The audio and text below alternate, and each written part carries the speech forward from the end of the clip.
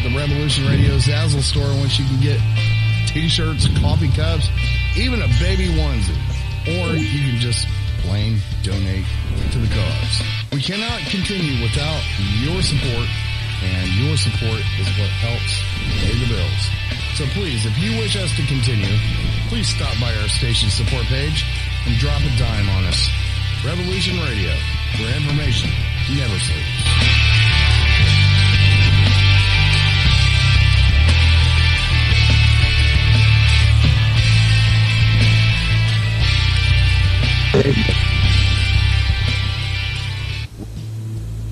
Oh, hey there.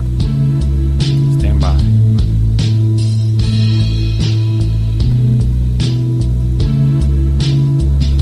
Is your data safe? Do you have the necessary information to assist you in confidently living through just about any survival situation? Is survival and gardening, off-grid living, medical knowledge, or even natural or man-made EMPs on your list of personal concerns? Do you have your documents and your personal information in a safe place in your hands where you know where it is? Well, check out our preloaded EMP-proof thumb drive. Over 3 gigs of survival documents and how-tos, plus the USDA offline food preservation website, and much, much more, including a surprise bonus we just can't tell you about here. With plenty of room left over to store your most important documents. Imagine if a megavirus or a computer failure took out your bank, or all the banks for that matter. Are your banking records safe in your hands? So when they get things fixed and repaired, you can say, hey, look, this is what I had. You have it. I want it back. Is your personal data safe? Family records, addresses, phone numbers? Well, squeeze on over to freedomslips.com. Yes, that's www.freedomslips.com. Click the banner on the homepage for the EMP-proof bullet drive to get the full scoop of everything that we offer. So, folks, keep your data safe for your peace of mind. Revolution Radio, freedomslips.com. You don't need to expect us. We're already here. This is the people's war. It is our war. We are the fighters. Fight it then. Fight it with all that is in us. And may God defend the right. Warning, warning. We've got to stop them! They're going to kill us all! See how the trouble you've started? Be they the government, be they industry, be they organized labor, be they anyone, or human beings. Time when the operation of the machine becomes so odious, makes you so sick at heart that you can't take part. You can't even passively take part. And you've got to put your bodies upon the gears and upon the wheels, upon the levers, upon all the apparatus, and you've got to make it stop. And you've got to indicate to the people who run it, to the people who own it, that unless you're free, the machine will be prevented from working at all. Revolution Radio at freedomslips.com, the #1 listener-supported talk radio station, throwing ourselves upon the gears of the machine. Revolution Radio, where information never sleeps. You called down the thunder, well now you got it. Right, you tell them I'm coming, and hell's coming with me, you hear? Hell's coming with me! Revolution Radio.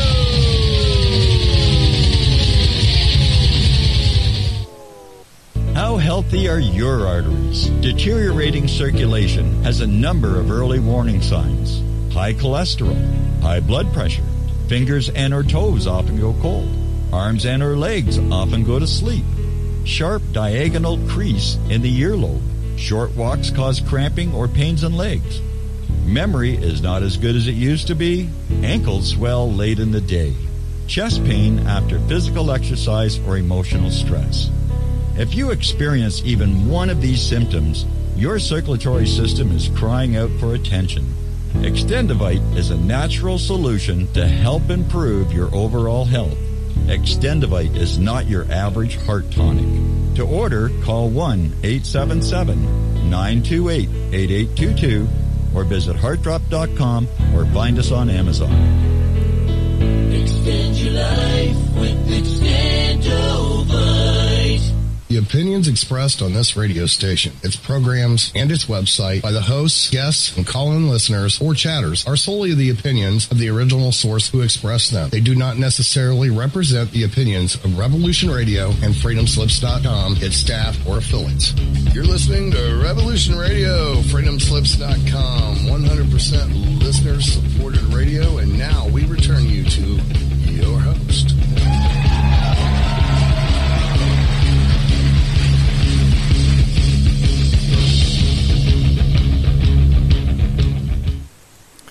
Hello everyone, I'd like to welcome all of you back to Ohio Exopolitics. I'm your host, Mark Snyder, and I've got my partner, Stephen Woods, on here.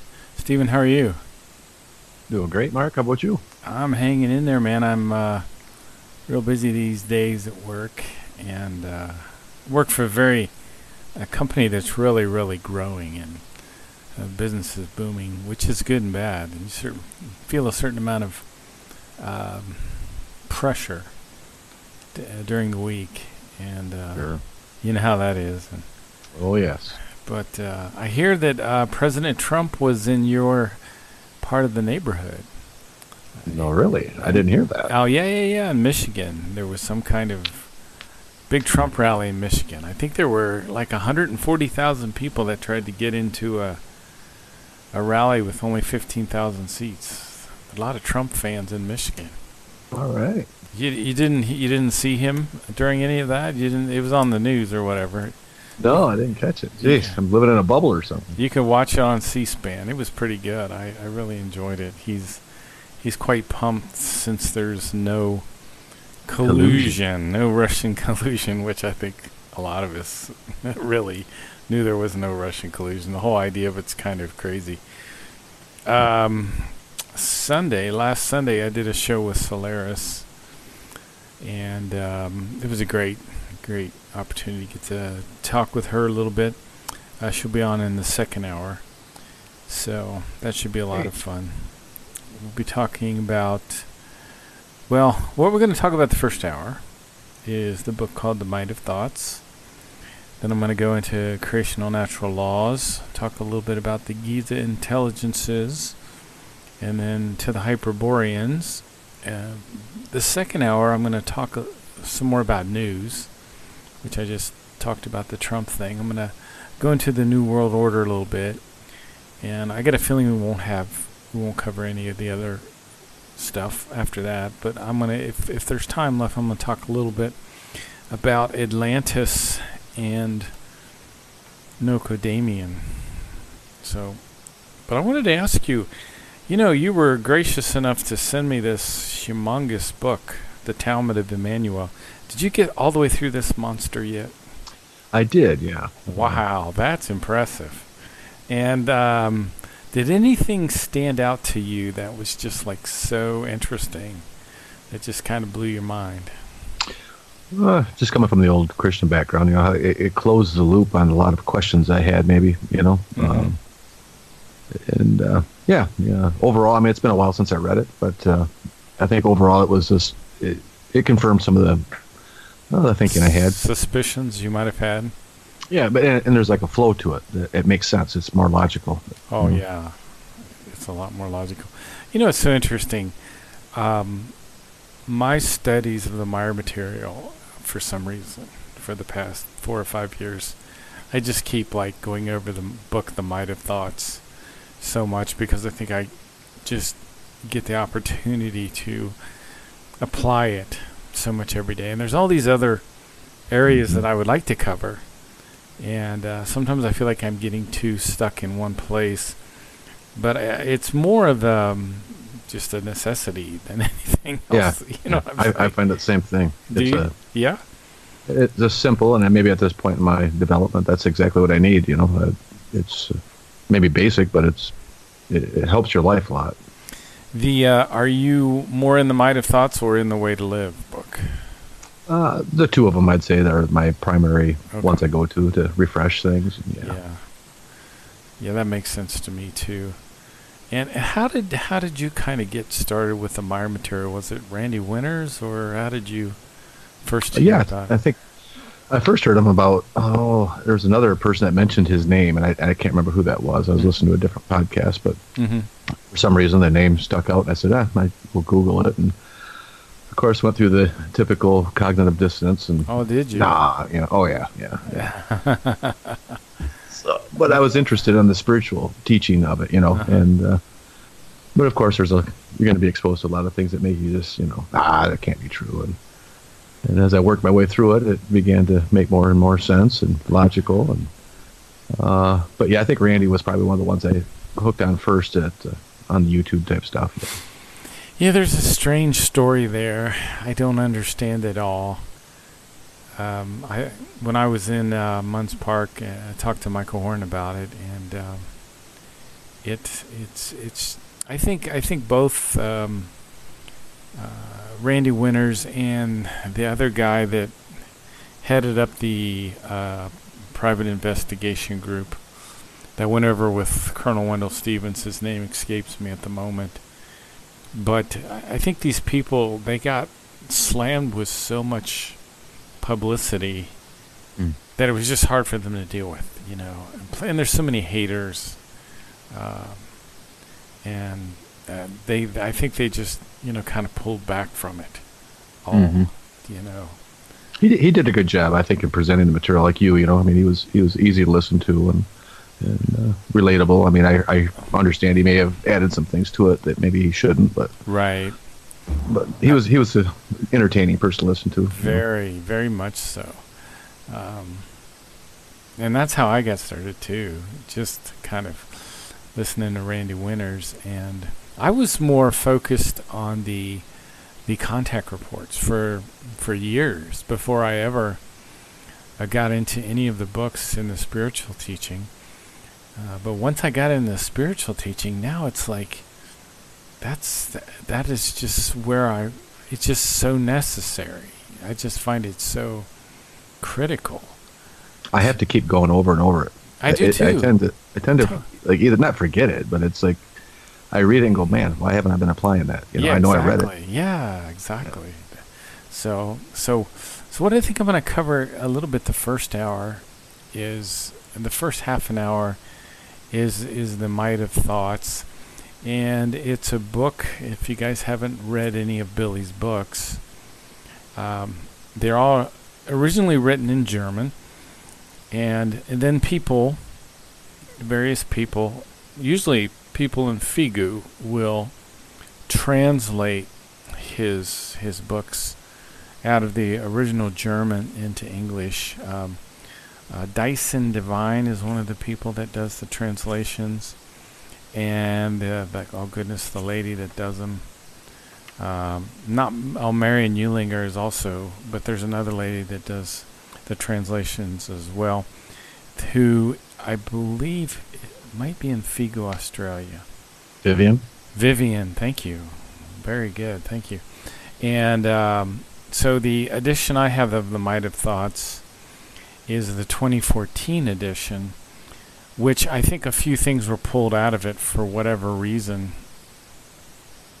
And I remember when I read this the very first time, the foreword is by a woman named Elizabeth Moosbrugger. And her husband wrote a book in Still They Fly, I believe it's called. Guido Moosbrugger. And I don't know if you remember this or not, but he has, I believe, a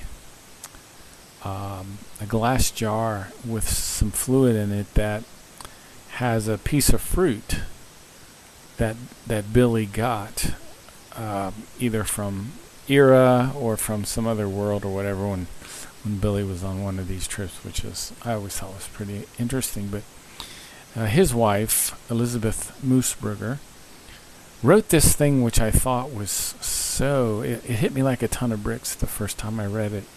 She said, so the book which lies before you is dedicated to a humankind which is ill in its consciousness, so that it again finds the creational natural way it lost so long ago. So this kind of is telling the story of the Earth human from the perspective of the Maya material. See, the Maya material doesn't really talk about, you don't hear the word alien. Right. You know what I'm saying? You might hear the word extraterrestrial. They refer to us as Earth humans. And there's a whole story behind Earth humanity. In other words, the universe that we live in is populated by human beings, which is always logical to me. And I knew that intuitively. I don't know how I knew that, but that makes perfect sense. And there are human civilizations much, much more advanced than us, and some civilizations that are lower on the evolution scale than we are. Now, this book called The Mind of Thoughts is designed to help speed up our evolution. And interwoven in the German, in Billy's teaching texts, is what's called an evolution code. And this code releases impulses from the storage banks, the universal storage banks, the planetary storage banks, the storage banks in the solar system, that will begin to work in an evolutive way on you. And this is because the German language originated from the Old Lyrian, and it's the same number of characters per word. So there's something that happens to us subconsciously if we can read this in the German. That's one of the things I've been trying to do, is take a little time, at least on the weekends, to read it in the German. During the week, I set aside a certain length of time every day where I read this book, The Mind of Thoughts, because I think it's the most beneficial to me. It seems to have the solutions to most of the problems.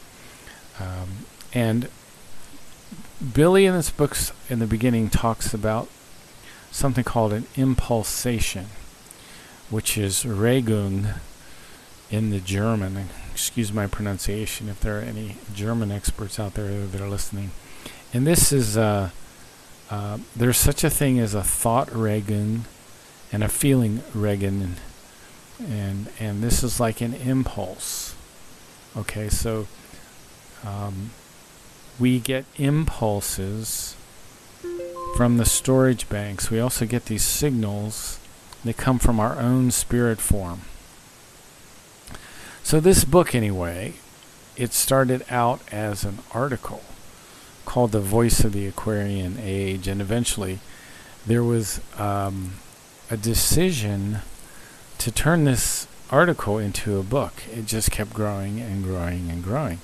And in the beginning of the book, he makes the comparison between a tree and our consciousness. And he says the visible parts of the tree, the trunk and the crown, are like the external realm of life. So that's what you can see, that's what people see. But there is also the invisible side of your life, and that's your world of thoughts. And that is available to you. So you have two things to keep in balance. This visible side, which is like the tree, its trunk and its crown, and the invisible side, which is the roots, which are ultimately going to keep that tree in the ground and allow that tree to survive. And that is your daily spiritual walk, so to speak, or striving. Let's put it that it's your daily spiritual striving. And if you get out of balance between the striving aspect of your invisible and the visible side of things, that's when things form an imbalance. And an imbalance is one of the things we want to avoid most of all, because everything is about the law of harmony and the law of being in the Maya material. So what we're always shooting for is this idea of balance. Now, I want to go back to the idea of a tree again, because trees are very interesting because to me they remind me much about what the Meyer material talks about when it talks about creation. The creation is kind of a synonym for universe, universal consciousness.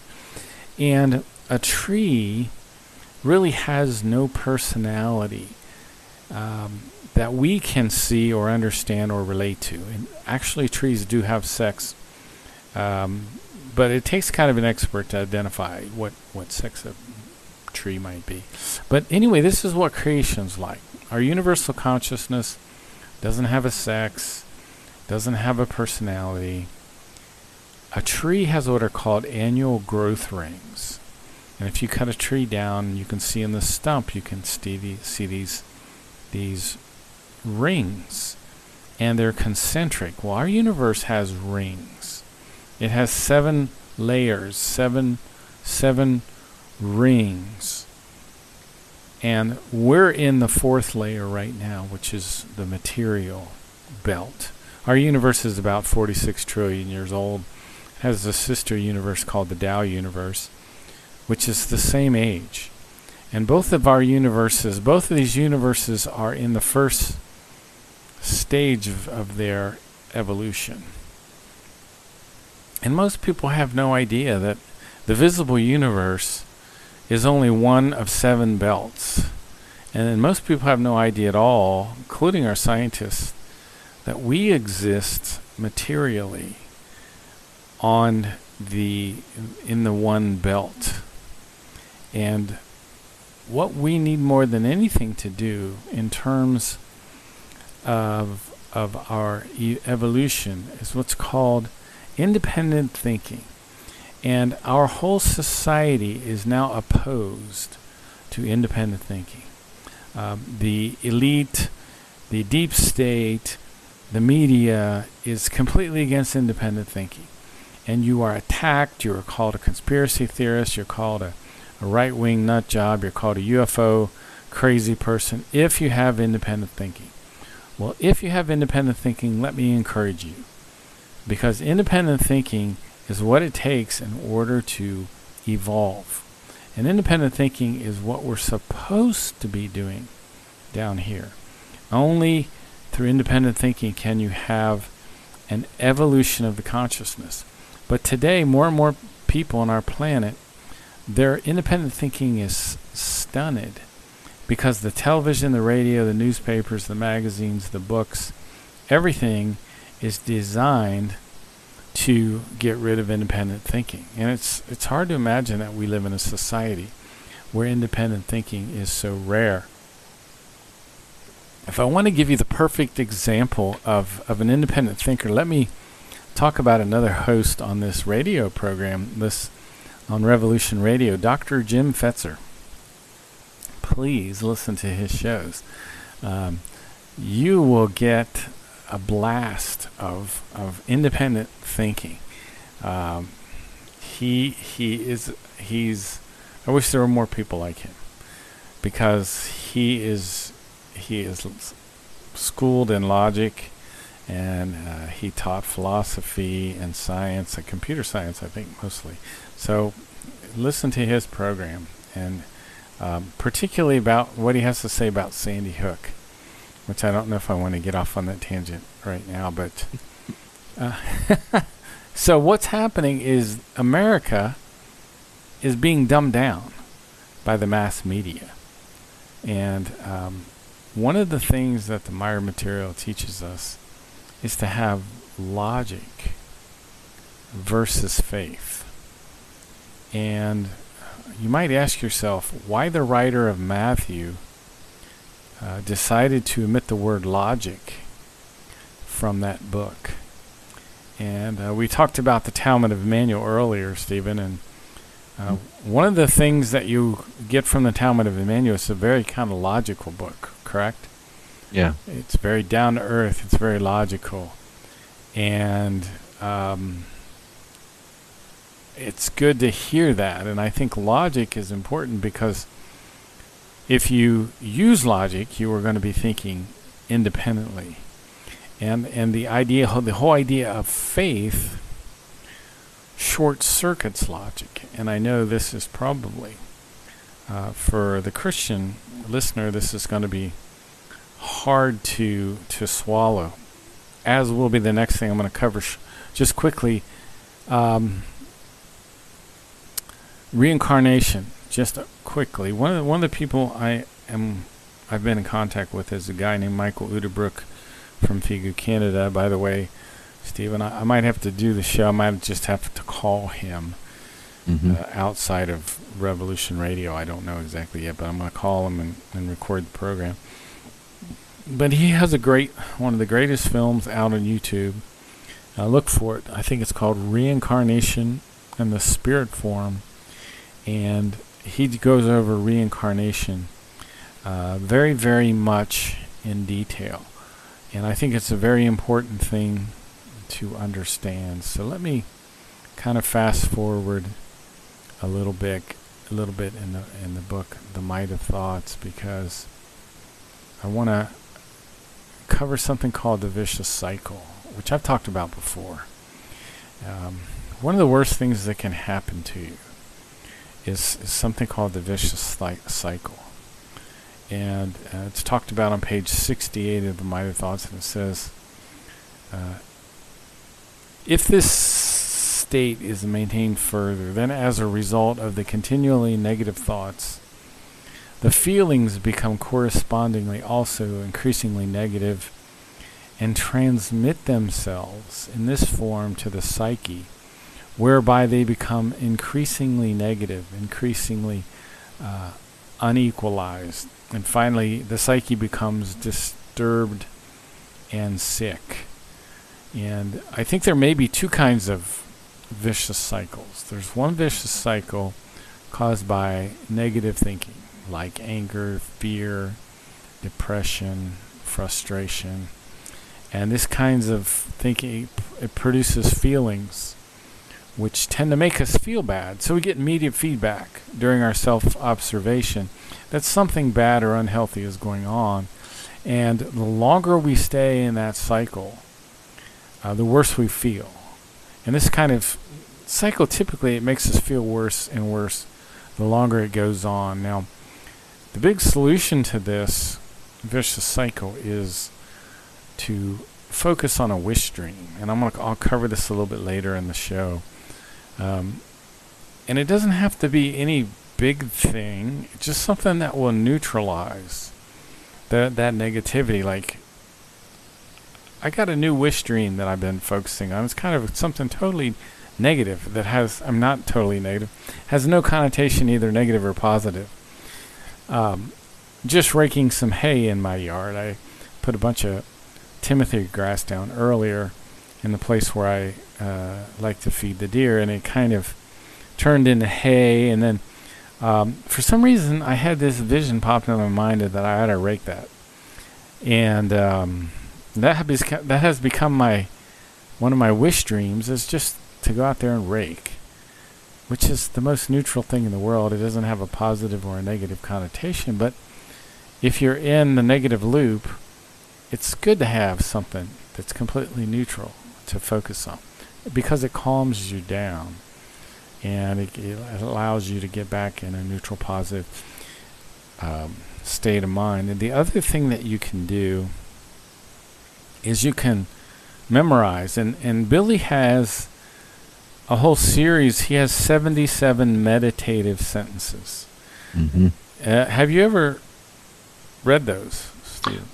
Matter of fact, I have them up because I was going to mention it if you didn't. Okay. Yeah. Do you have them up? Read a few. I love these. I love these. I do too, yeah, because it gives you direct feedback, you know what I mean? I mean, this is a loop that you can use to get you steered back on the right track. So the first one is, to live in today's world, I must be strong and develop tenacity with regard to my consciousness and my intellect. The second one is, the more tranquil and tenacious I become, the more I cope with difficulties. I like that one. Say that again. It says, the more tranquil and tenacious I become, the more I cope with difficulties. Now, it's interesting that he had these two contrasting things, tranquility and tenaciousness. So we can be both. You know, you don't think of it that way, but you can be both. Mm-hmm. Go ahead. let's see. The third one is the creational natural power is within myself, and I use this, putting it into effect in my thinking and acting. So, I think he has one that says, I always remain relaxed, thereby I gain might over myself. And that might be way down the list, like number 30-something or 40-something. But I like that one. Give us one more. Well, let's see. I'm going to see what a good one is. They're not all good, but Yeah. Within me exists neither anxiety nor fear. I think that's a good one. I love that one.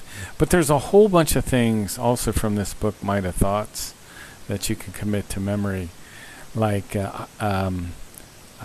what I did is I committed a few of the areas in the book. Like, he has an area there where he focuses on confidence, optimism, things like that. So I say I'm optimistic in the present tense. I'm optimistic, I'm relaxed, I'm cheerful, I'm enthusiastic.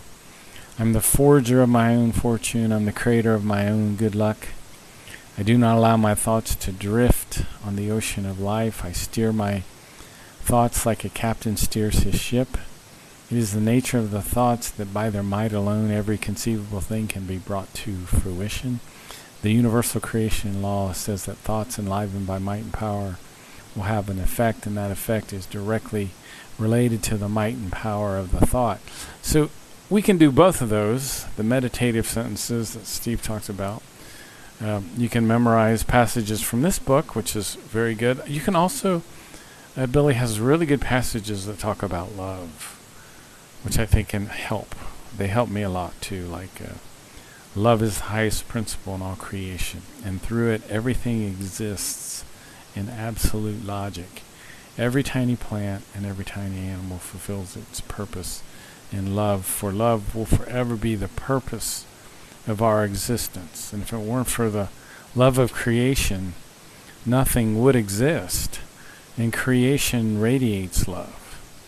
And the incredible splendor of nature is the visible expression of the love of creation. So, if you quote these things or go to your wish dream, you can break this negative cycle. Listening to music helps too.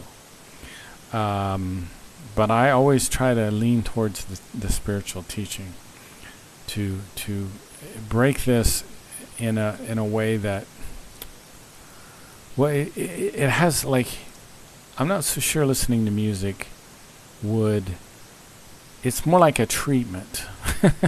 Like, listening to music can calm you down. If you listen to good music, it can relax you.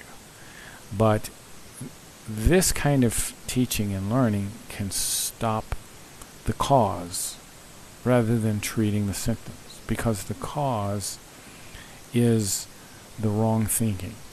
Now, I wonder if there isn't also another vicious cycle.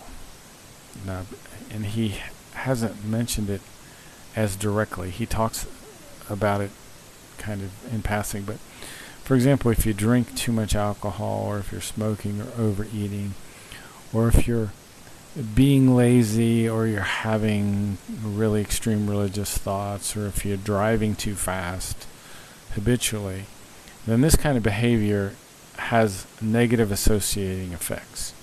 It can have very bad results, but it might take a little while to show up. So, but if you continue with negative thoughts, then you can have a disturbed or a sick psyche.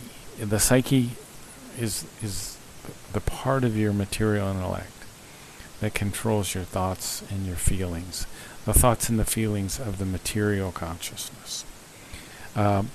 So if you allow your negative thoughts to continue, your life becomes disturbed in every regard, because your negative thoughts produce negative feelings. Your psyche can become unequalized. Your psyche can become sick. It becomes burdened. Your whole life becomes burdened, because if you continue in the vicious cycle, the environment is drawn into this misery that you're having. So you'll have conflicts with others. You'll have conflicts with things that you would have never thought you would have conflicts with. You'll have new burdens and conditions, and your whole life can be impaired. So it's very important that if your thoughts and feelings form this vicious cycle, that you can get out of it. And it's something to be aware of and to try to stop as soon as you can. Well, that's a very, very brief. Let me cover just a few things quickly more in this book, and then we'll move on to the creational natural laws. And I talked about the entire environment can be drawn into this misery.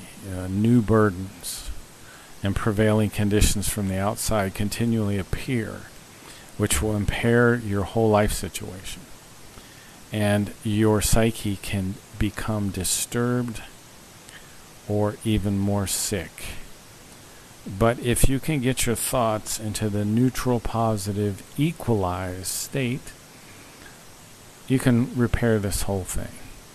So this idea of having the balanced intellect, this is where I need Solon to help me pronounce this German word, ausgeglichenes, which means balanced. It's like an account in balance. It's a sober mind. It's a balanced result. This is like a balanced budget.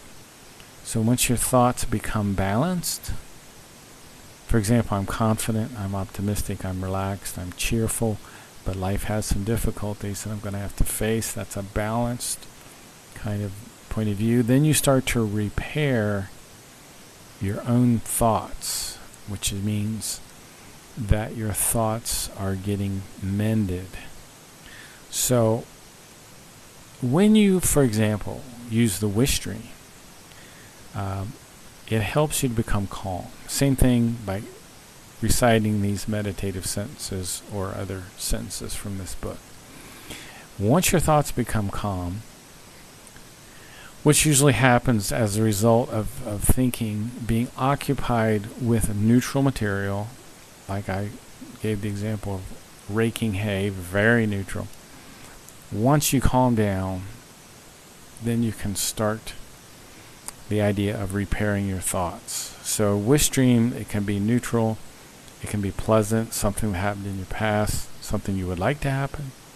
It might be something simple, like I said, like raking up some hay, or it could be something more elaborate. But once we start to think about this, then the thoughts become calm.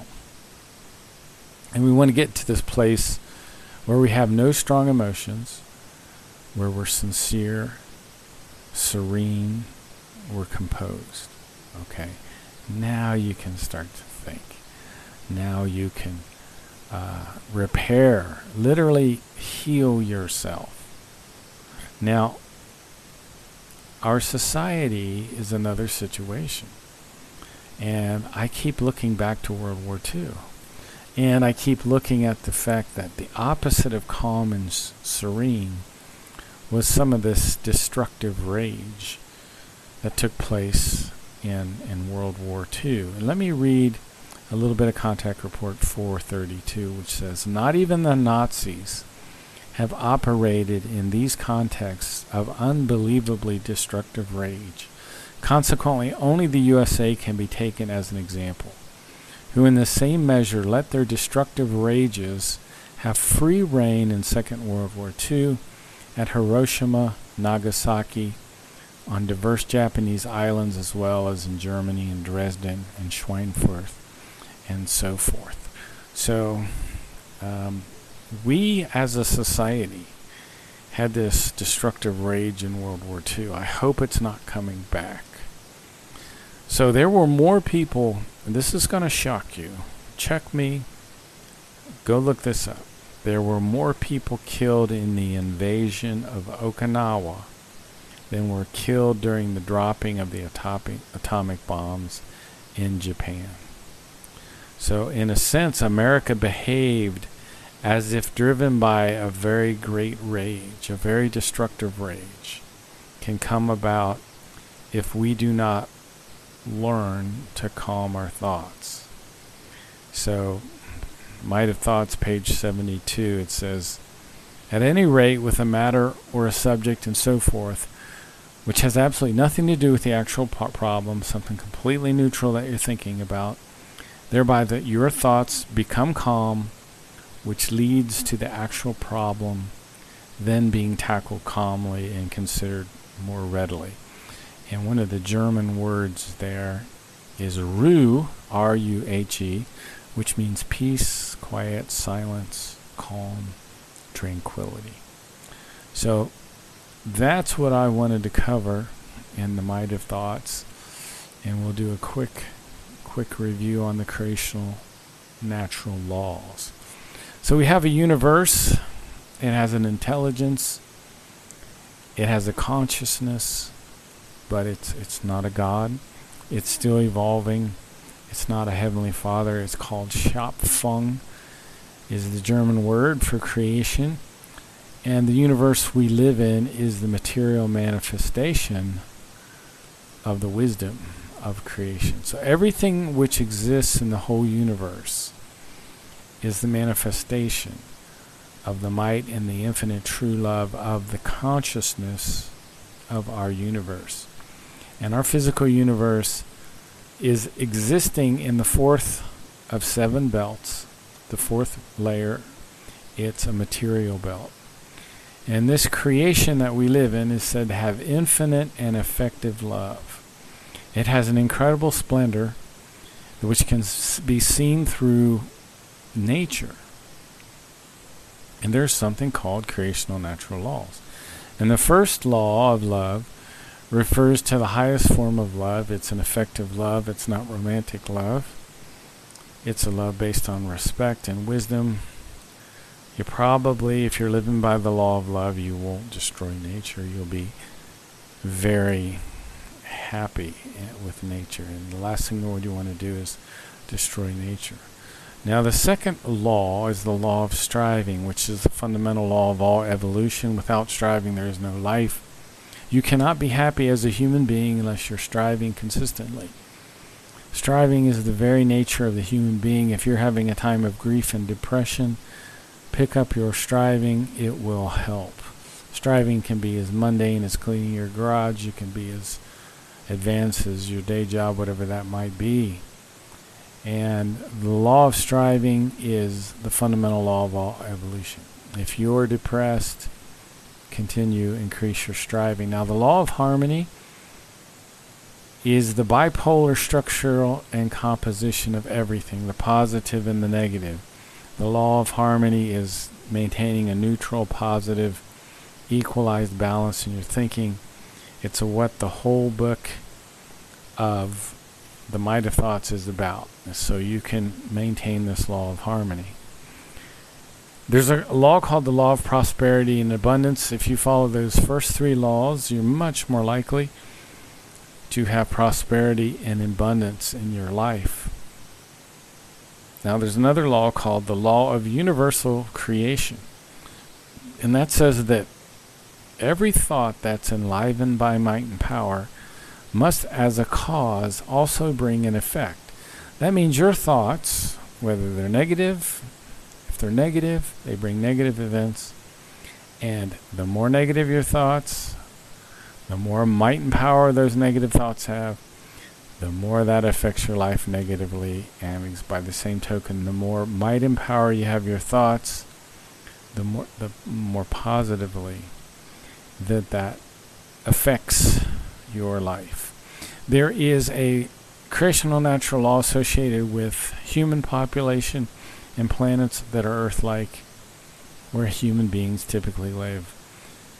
Should have about 500 million, no more people than that. And this is one of the biggest problems on the Earth, is we do not know these creational natural laws. We do not know the law of population, and that's why we had Frosty Wooldridge on every week talking about that. So we talked about the might of thoughts. We talked about the creational natural laws. And in the last 15 minutes here, I'm going to talk a little bit about a group of people that were here until the 70s. They were extraterrestrial peoples. They were called the Giza intelligences, and you could probably say they started officially right around 3010 BCE, but they can be traced all the way back to a fella named Jehovan, who lived on the earth about 3,660 years ago. And this fellow allowed himself to be called the Creator. And he murdered his father, a fellow named Eris the 11th. And this lineage of people were related to the Pleiaren, and I think they were Pleiarans. Eventually, Jehovan was murdered by his son Jehave about 340 years into his father's rule. And Jehave was a megalomaniac like his father Jehovan. And again, he allowed himself to be proclaimed as the creator and celebrated. And then one of his sons murdered him. See, they had great love. Just joking. The Giza intelligences were brutal and vicious, and they would kill the members of their own family. So Erisame, the son of Jehave, murdered his father. And he wanted to take his power, his father's power. And however, his brothers, Ptah and Salam, stopped him. And eventually, the forces of Ptah and Salam forced him off the earth. So Erisame left the earth, but he came back some years later, and he went far below the Giza Plateau in these old cubicle constructions that had not been inhabited for about 70,000 years. And these were the Giza intelligences. So far below the pyramids and deep within the earth, the followers of Erisame established themselves as the Giza intelligences. Now, Erisame ruled until about 3010 BCE. And then a fellow named Hen, who I believe was, I don't know if he wasn't in the direct lineage of Erisame, I don't think. But Hen is also known as Jehovah, the God of the Old Testament, according to the Meyer material. So, and Jehovah did many things in the Old Testament. You can read, I think it's Numbers, it's either 41:7 or 31:7, that talks about all the Midianites being killed. And Moses' army was told by Hen or Jehovah to go out and kill the Midianites, and Moses, sends the command to the armies. They go kill the Midianites. Don't kill the women and the children. They come back, and Moses says, "Wow, you got to go back and kill the women and the children, but you can keep the virgins for yourself." So they go out and do just that. Now, so Hen, also called Jehovah, was doing all these things that are listed in the Old Testament, all the genocide, and one of the things that he did was destroy Sodom and Gomorrah. And the Meyer material says he used 2 small atomic devices to do that. So these Giza intelligences were extraterrestrial humans who were in direct relation to the Pleiaren themselves. They're kind of a terrorist group, a spin-off group. One of the amazing things that they were able to do is take their spacecraft underground. And they had somehow their technology, I believe it can turn matter into energy for a short period of time. So in that energetic state, they literally go underground and they rematerialize in these cubicle constructions, these gigantic hallways. Now, Billy went down in 1953 and saw some of these gigantic ships down there. So, according to Meyer material, the God of the Old Testament was this extraterrestrial named Hen, And then in 2080 BC, Hen was forced out by Kamagal the First. And Kamagal was his nephew. And Kamagal took over leadership of the Giza intelligences. And eventually, Kamagal II took over. And I believe it was Kamagal II that had direct connection with the Thule Society, or the Thule Society, as they're sometimes called, in Germany. And the Thule Society had a fellow named Hermann Steinschneider, who was known as Eric Janssen by most people, who directly influenced Hitler. Now, believe it or not, the Plejaren impulsed Hitler when he was young. And they were hoping that he would be a great benevolent leader in the earth. But it was these Giza intelligences through Hermann Steinschneider who actually kind of twisted his mind, so to speak. It was the Thule Society who convinced him to follow world domination, to end up being a tyrant. But originally, Hitler would have been a great leader, a great unifier of the people of Earth. I think we'd be much better off if that would have happened, but that didn't happen. So we had World War II, and about 60 million people were killed in World War II over a 4 or 5 year period. So I don't know, I get these feelings sometime that we're going into another World War II time. I hope I'm wrong. Anyway, Kamagal II eventually was pushed out sometime in the 1970s. The Giza intelligences were completely pushed out of the Earth. They were pushed off the Earth. Now, somehow they put into effect some kind of technology. It's called telenotic impulses, which will still affect people in a negative way for some time to come. So we'll have a few more centuries, because we're still not, our thinking is still being negatively affected by these telenotic impulses, as well as by genetic impulses that we get related to aggression, because we have been manipulated to have a shortened lifespan and manipulated to have aggression. And that's a long story we won't get into right now, but I just wanted to talk finally in the first hour a little bit about the Hyperboreans and who they are, and about the extraterrestrial peoples that were on the Earth. So the Plejaren left the Earth in 1995. Before then, they had bases here.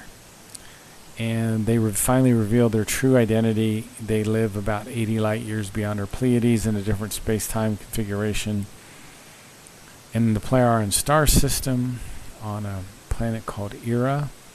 That was one of 3 planets that were terraformed over 3 centuries by a king of wisdom named Asael, who came to that system 230,000 years ago, and he brought with him a whole series of spacecraft and thousands of people. And they took plants and animals from Earth, and so they created themselves a pristine Earth. Again, about 400 light years away, and then 80 light years beyond our Pleiades, in a different space-time configuration. So there are 7 different space-time configurations in our material universe. So at one time, between 1975 and 1986, there were 3 extraterrestrial bases on the Earth, and they were located in Asia, in North America, and Switzerland. And the base in Switzerland had been on the Earth for about 300 years, and at that time there were about 2,862 extraterrestrial humans on the Earth. They were from 12 different races, and the people from From 75 to 1988, they were on the Earth from the Lyrian, from the Vegan, from the Pleiadian star systems, and also some from neighboring stars. And I talked about Guido Musburger's book, And Still They Fly. If you go to page 244, you can read about that. It's a good book to have. It gives you some very, very interesting stuff. You can find it on Amazon, I think, still. So who are the Hyperboreans? Well, the Hyperboreans had a base here within Mount Shasta, and they had a small city, and they were living there for quite some time. In fact, they had been on the Earth for literally hundreds of thousands of years. They were a white-skinned people with mostly blonde hair, and they had been on the Earth so long that you could really almost call them Earth people, but they stayed within this small city in Mount Shasta. They would eventually sometimes go down into nearby villages and whatnot. So I believe they've left as well. There was also a group of extraterrestrials called the Hasters, which had a base in the North Atlantic for a while. So anyways, we have something like 2.8 million human civilizations that are more advanced than us in the Milky Way galaxy. Most of them are. I think there are something like 7.5 million solar systems which can support life. So in any case, the Pleiadians did have a reason for leaving the Earth. It would have something to do with something that would happen in the very, very near future of our Earth. So anyway, I think we're pretty much done for the first hour. I've not heard the music start, so we probably got about 5 more minutes. So anyway, I've been talking about the might of thoughts, what are called the creational natural laws. I talked a little bit about the Giza intelligences, and some groups that were on the Earth for a while. The Hyperboreans were here for a while. Thanks, Stephen. I appreciate it. The Hyperboreans were here for a while. They're no longer here. What are called the Hasters were here for a while. They're no longer here. We are kind of on our own, except for the contacts that Billy has with the Pleiadian. And the importance cannot be overestimated that we start to learn this material, that we continue to follow the creational natural laws, that we start to understand what our evolution is all about. So I guess we're on break. We'll be back in about 5 minutes, folks.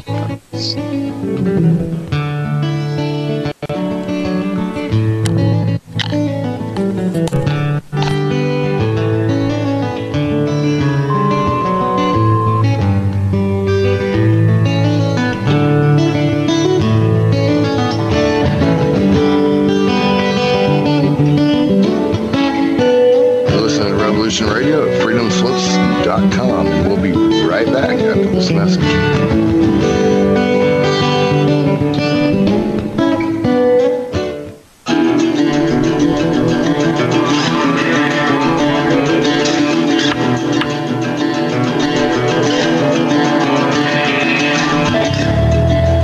Travels to Earth through the rainbow crystal bubbles from the furthest reaches of space and time, across the dimensions, through the elements, and in harmony with the colors of the universe. Through her mastery of abstract stream of consciousness malapropisms, she weaves a web of comic, satiric, cosmic conversation. Her subjects can range from Norman, the goose next door, to astrology and earth changes, and into the deep recesses of the soul matrix. She holds a wealth of knowledge knowledge on herbs, plants, and astrology. Join Mona and her guests on Adventures of a Feral Hippie as she touches the earthly radio waves 5 days a week at 2 p.m. Monday to Friday on Studio B at Revolution Radio.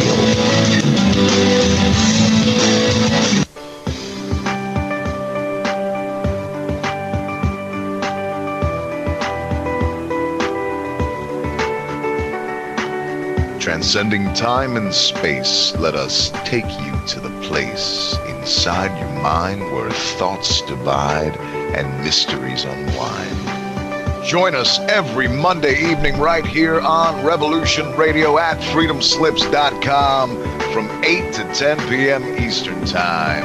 And you will catch the Fenton Perspective with our great host, Lorian Fenton.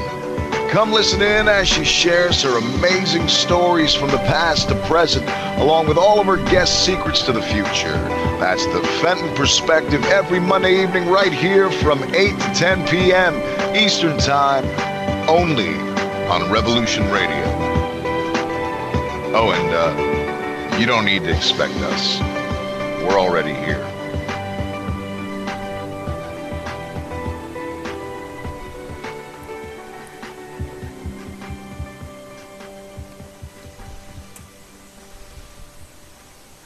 Who are we? Where do we come from? Are you curious about the origins of the human race? Join me, Gavin McCall, and a variety of guests on Ancient Humans, where we decipher world events, explore scientific theories, personal stories, myths, mysteries, and lore about the history of the human race.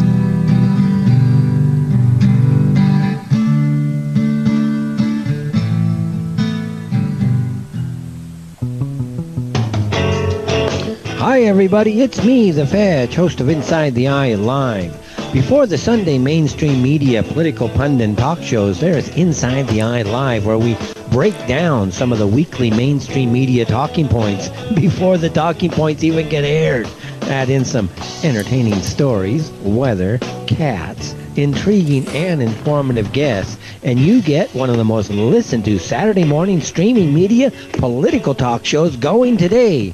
And it's all right here on our flagship station, Revolution Radio at freedomslips.com. So join me, the Fetch, for Inside the Eye Live every Saturday morning at 10 o'clock a.m. Eastern.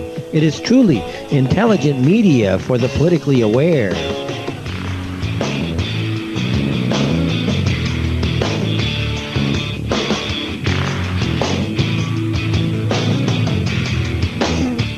How healthy are your arteries? Deteriorating circulation has a number of early warning signs. High cholesterol, high blood pressure, fingers and or toes often go cold, arms and or legs often go to sleep, sharp diagonal crease in the earlobe, short walks cause cramping or pains in legs, memory is not as good as it used to be, ankles swell late in the day, chest pain after physical exercise or emotional stress. If you experience even one of these symptoms, your circulatory system is crying out for attention. Extendivite is a natural solution to help improve your overall health. Extendivite is not your average heart tonic. To order, call 1-877-928-8822 or visit heartdrop.com or find us on Amazon. Extend your life with Extendivite. The opinions expressed on this radio station, its programs, and its website by the hosts, guests, and call-in listeners or chatters are solely the opinions of the original source who expressed them. They do not necessarily represent the opinions of Revolution Radio and freedomslips.com, its staff, or affiliates. You're listening to Revolution Radio, freedomslips.com, 100% listener-supported radio, and now we return you to your host.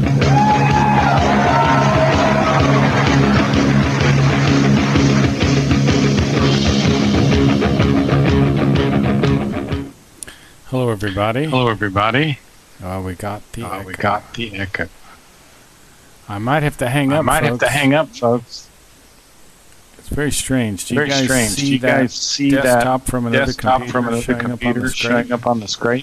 The Skype screen? Go ahead. Go ahead. Whoever you are, please log off. Is that normal? Is that normal? Oh, please. Oh, please. Okay. Okay. All right, guys. All right, guys.